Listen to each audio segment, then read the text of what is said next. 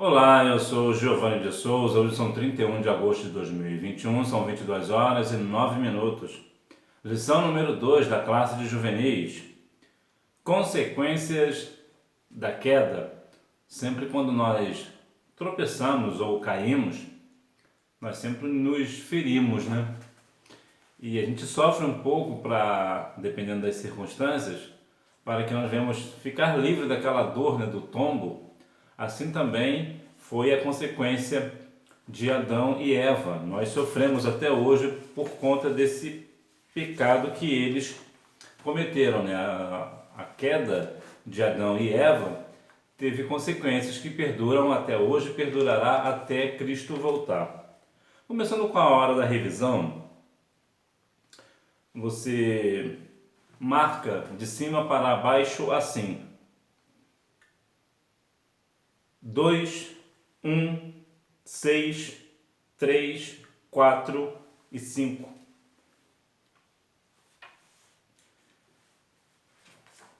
Mas segundo a tua dureza e teu coração impenitente, entesouras ira para ti no dia da ira e da manifestação do juízo de Deus. Aos Romanos, capítulo 2, versículo 5. Introdução. As consequências do pecado de Adão e Eva foram avassaladoras.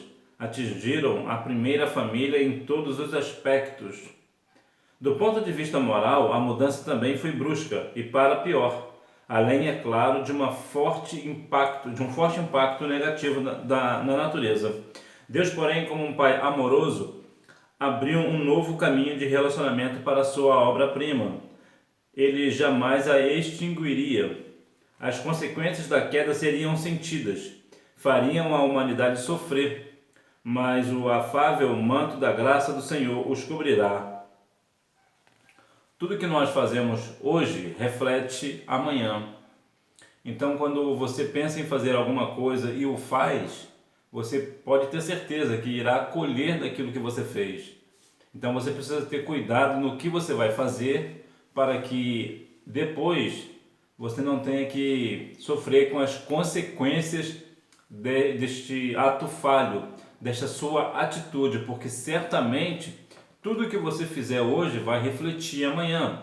Por outro lado, se o que você for fazer hoje é um bom ato, é uma coisa boa, certamente da mesma forma também irá refletir amanhã e você certamente vai colher boas coisas das boas coisas que você fez. Gálatas capítulo 6, versículo 7 nos diz que Deus não se deixa escarnecer tudo que o homem plantar, isso também ele ceifará. Portanto, faça aquilo que precisa ser feito, independente para quem seja, independente das suas circunstâncias, sempre faça o melhor, que ainda que o homem não venha te recompensar por uma coisa boa que você fez, certamente o Senhor o fará. Consequências espirituais em relação a Deus. Motivados pela culpa, eles fizeram um patético avental de folhas de figueira, pensando que com isso resolveriam em parte o problema. Lê do engano, o sentimento de culpa não se resolve com medidas paliativas. Isso aí só o sangue de Cristo, né? Muitas das vezes as pessoas cometem pecados, cometem falhas e querem cobrir este pecado com uma ideia de fazer uma coisa muito superficial, achando que vai resolver. Imagina, por exemplo, que você está na sua casa e você precisa arrumar a sua casa, por exemplo, varrer a casa, por exemplo, aí você pega a sujeira da casa e varre para debaixo do tapete. Então você, na verdade, você não varreu a sua casa, você não limpou necessariamente a sua casa. Você apenas escondeu a sujeira. É mais ou menos essa a ideia quando nós fazemos algo pecaminoso e não reconhecemos, né? Nós achamos que podemos jogar para debaixo do tapete. A Bíblia diz, Provérbios 28, 13, o seguinte: o que encobre as suas transgressões nunca prosperará, mas o que as confessa e deixa alcançará misericórdia. Então veja que nós não devemos encobrir o nosso pecado, nós devemos confessar esse pecado e deixar. Nós não podemos e não devemos viveram uma vida de pecado. Portanto, mas se porventura nós falharmos, e um dia certamente falharemos, quando nós pecamos, o que devemos fazer? Nós devemos confessar o nosso pecado, esse pecado ao Senhor, e dependendo das circunstâncias também levar isso ao nosso pastor, ao nosso líder. Porque para que assim as pessoas venham orar por nós, interceder por nós, e se for o caso, até não vai ter outro jeito, até mesmo viver uma disciplina, né? Entretanto, quando nós deixamos esse pecado, né, confessamos ele e deixamos, nós alcançamos misericórdia. Por quê? Porque só o sangue de Jesus vai nos purificar de todo o pecado. Então, como é que nós seremos purificados com o sangue de Cristo se nós não confessarmos a Cristo o nosso pecado? Nós devemos confessar os nossos pecados. Então, saiba que tudo aquilo que nós fazemos tem uma consequência. E tendo uma consequência, dependendo das nossas circunstâncias, se a gente deixar esse pecado embaixo do tapete, nós nunca alcançaremos a misericórdia. Por quê? Porque nós não confessamos. Se nós não confessarmos ao Senhor as nossas culpas, Ele certamente também não irá limpar este pecado de nós, Ele não irá nos purificar. Por quê? Porque nós temos que ter comunhão uns com os outros, e o Senhor Jesus Cristo nos purifica de todo pecado, mas nós necessitamos, como diz Provérbios 28:13, nós precisamos deixar este pecado, né? Só assim nós confessamos e deixamos, aí sim nós alcançaremos a misericórdia. O coração endurecido. De maneira indiferente, quando ouviram os passos do Senhor no jardim, Adão e Eva procuraram esconder-se certamente antes quando eles... Não. De maneira indiferente, quando ouviram os passos do Senhor no jardim, Adão e Eva procuraram esconder-se. Certamente, antes, quando eles ouviam que Deus estava chegando, prontamente se apresentavam para falar-lhe. Mas agora o coração estava endurecido, o pecado faz isso, tira a sensibilidade da presença de Deus. Aqui há um ato bastante interessante, que nota que antes do pecado, quando ouviam o Senhor, a voz do Senhor, eles prontamente se apresentavam ao Senhor. Por quê? Porque tinha o coração perfeito, tinha um coração de paz, tinha um coração de harmonia com o Senhor, tinha comunhão com Deus, não existia pecado, então eles prontamente se apresentavam ao Senhor. Logo em seguida que pecaram, agora que estavam com o coração endurecido, o que acontece? Eles sentiram o peso do pecado, né? Que agora o pecado ele tira essa sensibilidade que nós temos diante do Senhor. O que esse pecado faz? Faz eles se esconderem. É assim conosco também. Quando nós pecamos, nós nos escondemos. Nós não queremos mais ir à igreja, nós não queremos mais conversar com o pastor, com o nosso líder, com aquela irmã do círculo de oração que revela até o pulmão, né? Então veja que a gente tem um certo temor, a gente se esconde. Por quê? Porque a Bíblia diz que os pecados fazem separação entre o homem e Deus. Ou Deus e os homens, né? Então o pecado ele faz com que as pessoas se escondam. Nós devemos ter uma vida de santidade. Entretanto, se porventura nós tivermos algo falho diante do Senhor, e nós sempre teremos, nós devemos confessar e deixar, como já falei outrora. Entretanto, nós não devemos deixar a culpa do pecado fazer com que nós nos escondemos do Senhor. Nós, agora que pecamos, devemos nos apressar em correr para os braços do Pai e pedir a Ele misericórdia, pedir a Ele perdão pelas nossas falhas, para que assim nós vivamos uma vida de santidade do Senhor, né? Nós caímos, nós tropeçamos, mas a Bíblia diz que o justo, ainda que cai, ele não fica prostrado, ou seja, ele se levanta. Por acaso, quando você está andando por aí e tropeça e cai, você não se levanta? Da mesma forma é diante do Senhor. Quando nós pecamos, quando nós caímos no pecado, nós temos que nos levantar diante do Senhor e pedir perdão a Ele e seguir a nossa jornada. Sentimento de medo. O sentimento de medo é próprio de uma vida que não é perfeita em amor, pois no amor não há medo. Adão e Eva, portanto, por não serem perfeitos em amor, fugiram de Deus. Que consequência terrível! Aliás, em nossos dias, essa característica humana é bastante presente.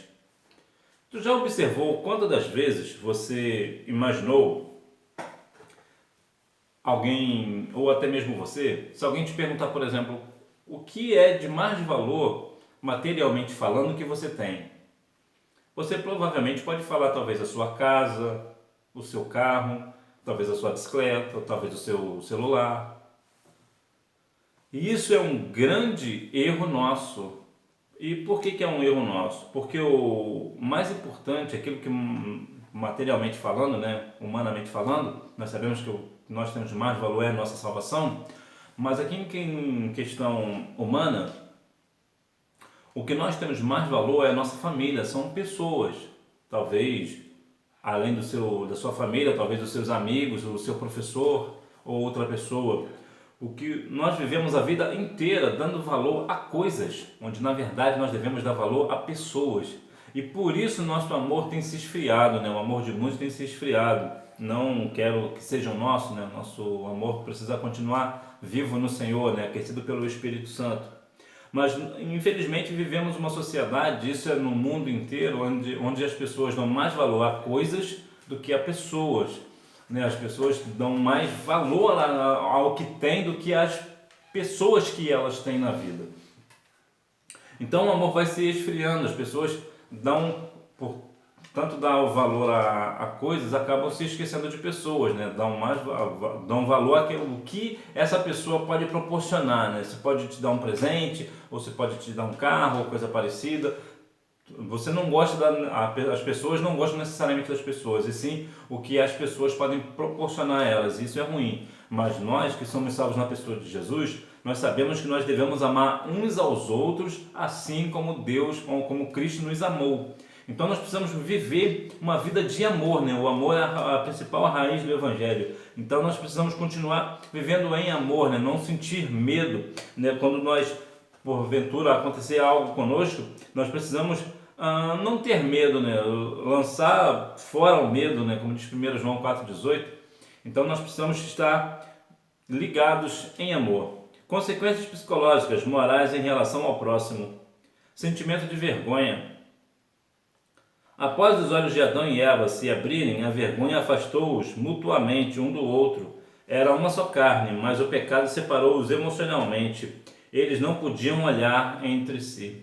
Quantas pessoas estão envergonhadas, até mesmo de olhar entre si, e infelizmente às vezes até na igreja as pessoas não se olham mais, né? Talvez a irmã do serviço de oração não olha mais para aquela jovem não olha mais para o seu líder, o líder não olha mais para o seu pastor, e por aí sucessivamente. Às vezes quando até um olhar de uma criança, quando a criança olha para a pessoa já sente medo, já sente envergonhado. E por quê? Porque sabe que vive uma vida de pecado. E você já notou isso? Sempre quando nós cometemos algum ato falho, nós estamos na igreja, mas geralmente sempre tem uma criança que olha para nós como se soubesse o que nós fizemos de errado. Não sei se já aconteceu isso com você, mas comigo de vez em quando acontecia.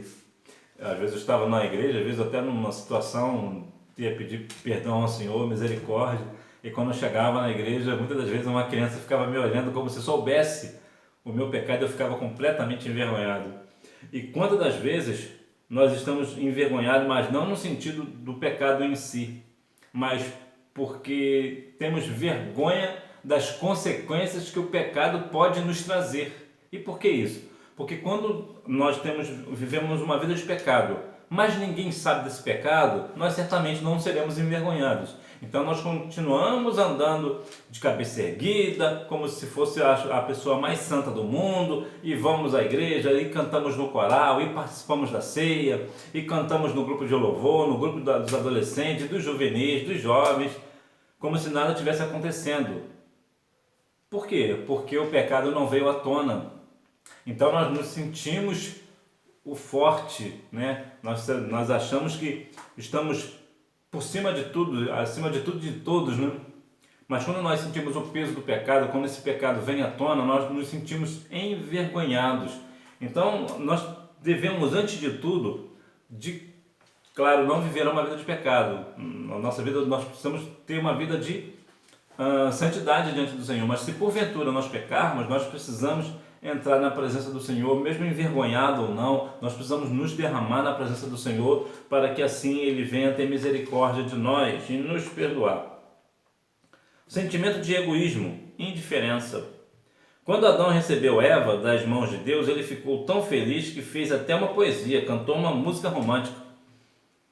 Entretanto, depois da queda, a coisa ficou diferente. Logo no primeiro aperto, quando Deus perguntou sobre o pecado cometido, Adão respondeu: a mulher que me deste para ser a minha companheira me deu a fruta e eu comi.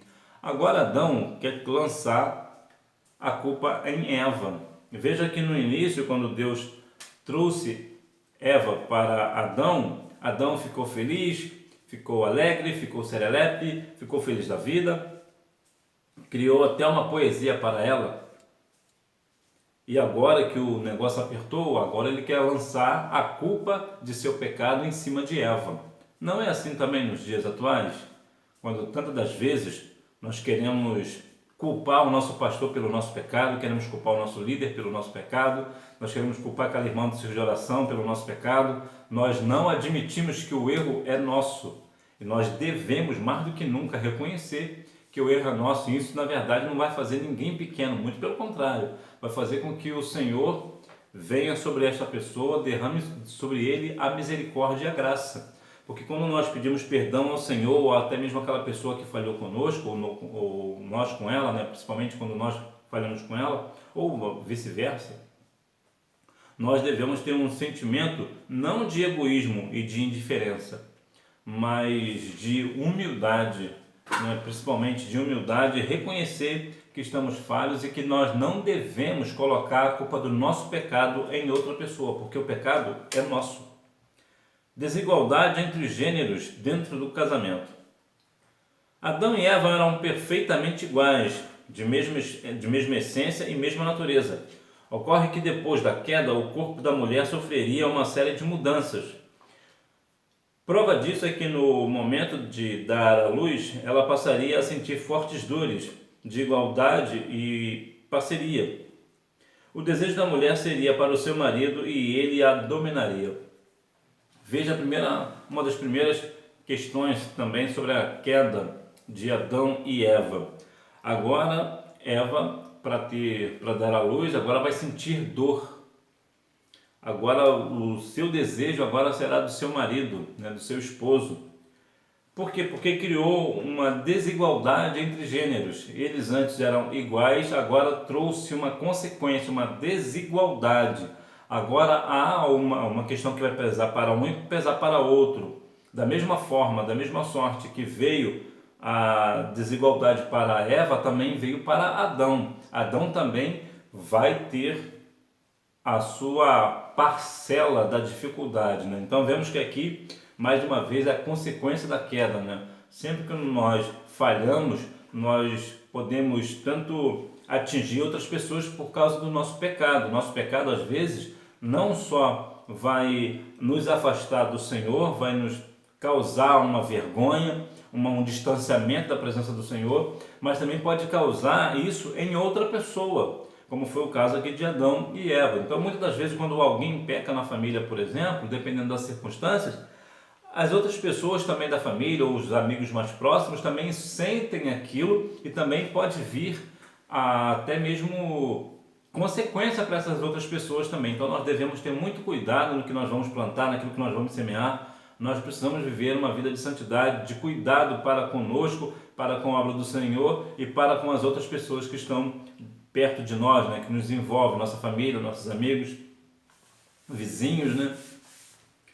Consequências sociais em relação à vida. A primeira consequência social foi a expulsão de Adão e Eva do jardim. Eles perderam o ambiente mais harmônico de todos os tempos. Deus ainda disse a Adão que a terra se tornou maldita por causa do seu pecado e, em consequência, ele teria que trabalhar duro para produzir o seu próprio sustento. Talvez aqui tenha outra culpa também de Adão.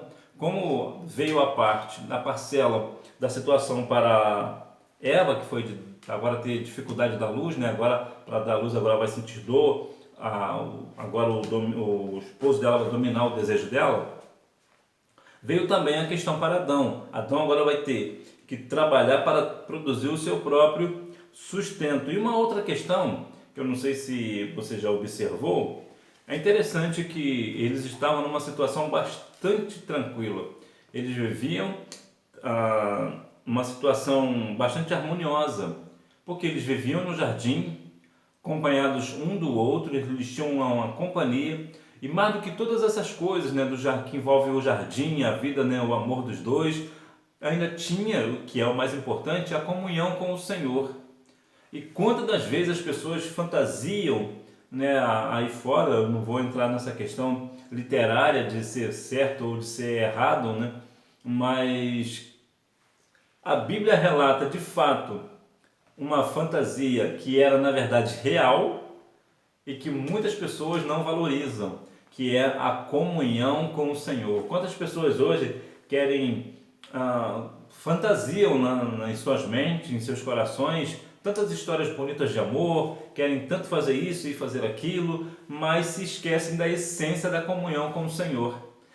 Aqui Adão e Eva tinham essa comunhão, esse privilégio, essa fantasia, realidade, né, que a princípio parecia ser uma fantasia, mas era real, mas que não valorizaram, né? Quantas pessoas hoje deixaram de lado a valorização da comunhão com o Senhor, querem comunhão às vezes com uma pessoa, talvez uma pessoa pública, né, um político ou um jogador de futebol, um artista, querem demonstrar para um e para outro que é amigo de tal pastor, que é amigo de tal político, que é amigo de tal jogador de futebol. Também não vou entrar nesse mérito de se está certo ou se está errado, a pessoa pode ou não pode, não vou entrar nesse mérito.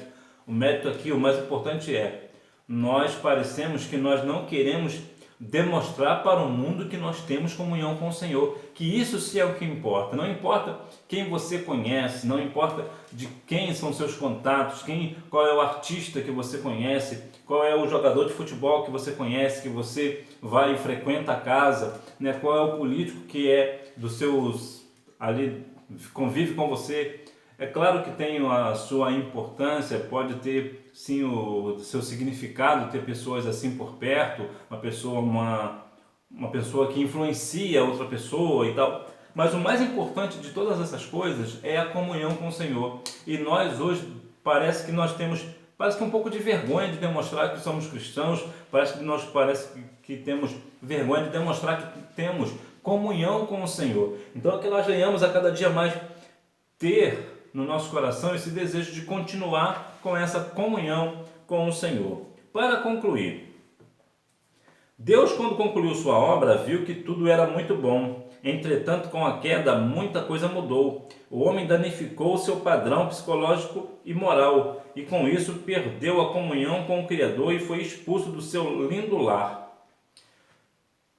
Houve, em consequência, a conturbação do ecossistema terrestre. Adão e Eva sentiram a dureza de uma existência debaixo da maldição do pecado. O sofrimento e a morte entraram no mundo. Essas consequências deslocaram o eixo do equilíbrio da vida. Deus, porém, não desistiu do homem. Fez um plano de salvação em que ele mesmo se doaria para nos ter novamente como seus filhos. O Senhor, ele não desistiu da história da humanidade, ele não desistiu da sua criação, né, da sua obra-prima, que é o homem. O homem é a obra-prima de Deus, você é a obra-prima do Senhor. Entretanto, nós devemos, a cada dia mais, ter comunhão com esse Senhor. Nós precisamos ter comunhão com o nosso Criador, saber e reconhecer que Ele é Deus, Ele é o Criador de todas as coisas, Ele nos criou para a sua adoração. Então vamos adorar o Senhor em espírito e em verdade. Ainda que outrora Adão e Eva tiveram a sua queda e consequentemente veio aí as consequências terríveis, né, do pecado, né, acabou dando legalidade para o pecado entrar no mundo, mas temos a Cristo, que é o homem pelo qual vai sair todo o nosso pecado, né? Porque Jesus morreu na cruz do Calvário para que eu e você tenhamos vida e vida eterna com Ele nas mansões celestiais. Então que Deus em Cristo continue abençoando a sua vida, que você continue com a comunhão que você tem com o seu Criador, né? Com o seu Senhor, e que cada dia mais venhamos ter consciência de que quando nós pecamos, esse pecado traz consequências para nós, para a igreja e para aqueles que estão próximos de nós. Portanto, vivamos uma vida de santidade diante de Deus. E se porventura nós falharmos, se porventura nós caímos, tropeçarmos, venhamos lembrar que temos um advogado justo, que é o nosso Senhor e Salvador Jesus Cristo. Que Deus em Cristo continue abençoando a sua vida e você não deixe de ir à escola bíblica dominical, porque quem faz a escola é o aluno. Tchau, boa aula!